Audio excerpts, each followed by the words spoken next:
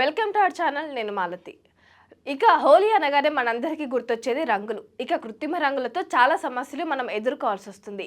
కళ్ళవాపు, ఎర్రబడటం, దురదలు వచ్చే ప్రమాదం ఉంది. సున్నితమైన దర్శకత్వం ఉంటే మరింత ఇబ్బంది. నేరుగా కళ్ళల్లో పడితే దృష్టి దోషాలు, మసకబారటం వంటి సమస్యలు వస్తాయి. కొన్ని రకాల రంగుల్లో భారలోహ రేణువులుంటాయి. అవి కార్నియా మీద జరిపే రాపిడితో గీతలు పడటం, చూపు దెబ్బతినడం వంటి ప్రమాదాలున్నాయి. కొన్ని రకాల రంగులతో శ్వాసకోశ సమస్యలు తలెత్తుతాయి. బెడ్ వంటి భార లోహాలతో దీర్ఘకాలిక ప్రమాదాలున్నాయి. పిల్లల్లో ఎదుగుదల లోపాలు, నరాల వ్యాధులు, పునరుత్పత్తి సమస్యలు వచ్చే అవకాశాలున్నాయి. ఇక వాటి నుంచి తప్పించుకోవాలంటే ఇలా చేయండి.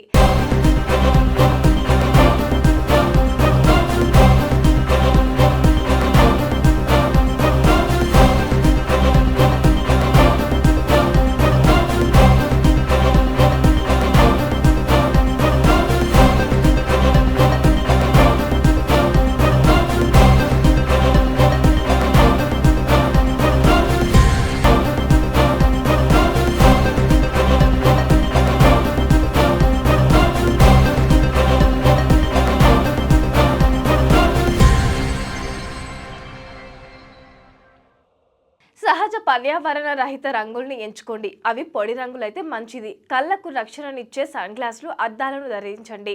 తల మీద నుంచి రంగు పొదులు కళ్ళల్లో పడకుండా టోపీ వాడండి. ఇక కంట్లో పడితే తీసుకోవాల్సిన జాగ్రత్తలు ఏంటో ఇప్పుడు తెలుసుకుందాం. ఇక కళ్ళల్లో రంగు పడగానే కంగారుగా వెంటనే కళ్ళను నిలపవద్దు.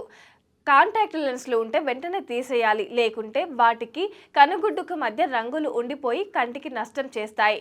వెంటనే కనురెప్పలను తెరిచి పట్టుమని మంచినీటిని కళ్ళల్లోకి చల్లాలి. లేదా అరచేతిలోకి నీళ్లను తీసుకొని తలను కొంచెం వంచి కళ్ళని ఆ నీళ్లలో ఉంచి నీటిలో కళ్ళు తెరిచి కనురెప్పలు వేస్తూ ఉండాలి.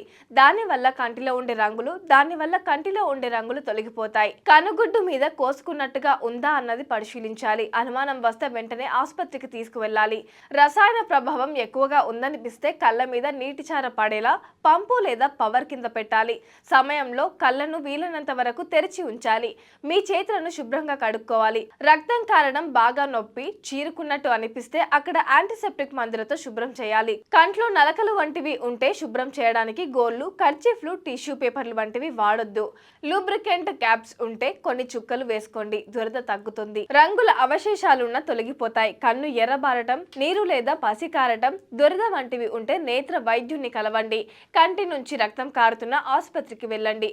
ఇక ఈ కృత్రిమ రంగుల నుంచి తప్పించుకోవాలంటే ఇంట్లోనే వర్ణాలను తయారు చేసుకోండి. ఇక కాసంత ఓపిక ఉంటే చాలు. ఇంట్లోనే సహజ సిద్ధంగా రంగుల్ని తయారు చేసుకోవచ్చు. చర్మానికి, శరీరానికి మేలు. వాటితోని ఔషధ గుణాలు ఉంటాయి. ఇక మనం పసుపు రంగు కావాలంటే ఈ రంగు కావాలనుకునే వారు నేరుగా పసుపునే ఉపయోగించవచ్చు. ఇక కాస్త ముదురు రంగు కోసం పసుపులో కాస్త శనగపిండి కలిపితే సరిపోతుంది. ఇక ఆరెంజ్ కలర్ కోసం కమలాఫలం తొక్కల్ని బాగా ఎండబెట్టి పొడి చేసుకుంటే నారింజ రంగు సిద్ధమవుతుంది. ఇక కాస్త ముదురు రంగు కావాలంటే దానిమ్మ. ఇక ఎరుపు రంగు తయారీకి ఎర్ర మందారాలను మిక్సీలో వేసి బాగా రుబ్బాలి. ఆ మిశ్రమాన్ని తగ్గట్టుగా బియ్యం పిండి, కుంకుమ పువ్వు వేసి కలిపితే సహజ సిద్ధమైన ఎరుపు రంగు తయారైనట్లే. మెరూన్, నారింజ రంగులుండే కుంకుమ కూడా వాడుకోవచ్చు. ఇక ఆకుపచ్చ రంగు కావాలంటే ఆకులు లేదంటే కాస్త లేత ముదురు రంగులు కలిగిన ఆకుల్ని తెచ్చి బాగా ఎండబెట్టాలి. వాటిని మిక్సీ పట్టుకుంటే మెత్తటి ఆకుపచ్చటి రంగు తయారవుతుంది. ఈ మిశ్రమంలో తగినన్ని నీళ్లు కలిపి చల్లుకోవాలి. ఇక గులాబీ రంగుకు ముదురు, లేత గులాబీ పూరేకుల్ని బాగా ఎండబెట్టి మెత్తటి పొడిలా చేసుకుంటే ఆ రంగు దొరికినట్లే. ఇక మీరు సహజ సిద్ధమైన రంగుల్ని తయారు చేసుకుని హోలీ ఆడండి.